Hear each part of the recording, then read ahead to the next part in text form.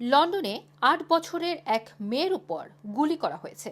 একই ঘটনায় ৩৪ বছরের এক ব্যক্তি এবং ৩২ বছরের এক নারীও আহত হয়েছেন। তবে ৮ বছরের মেয়ে শিশুটি মৃত্যুর সাথে পাঞ্জা লড়ছেন। আর ওই সময় মেয়েটির পাশে ছিল তার ২ বছরের বোন।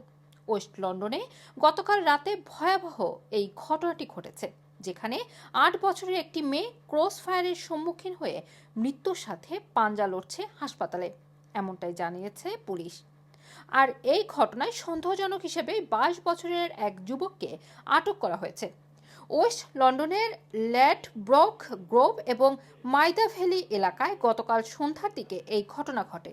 প্রত্যক্ষদর্শীরা জানান, তারা ৪টির গুলির শব্দ শোনে আনুমানিক সন্ধ্যা ৫টার দিকে। এই সময় এক নারী মাই বেবি বলে চিৎকার করতে থাকেন। কার পার্কে হত্যার উদ্দেশ্যে এই গুলি ছোড়া হয় বলে পুলিশের পক্ষ থেকে নিশ্চিত করা হয়েছে।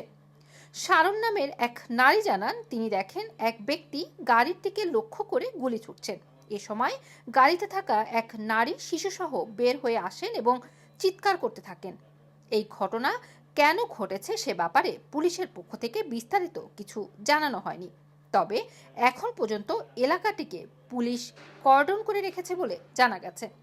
Last night at approximately 5:30 p.m, we received numerous 999 calls to Southern Row reporting that shots had been fired and a number of people in a vehicle had been injured. We immediately dispatched units to the scene, including local officers from the emergency response teams on the borough, supported by armed officers from the Specialist Firearms Command.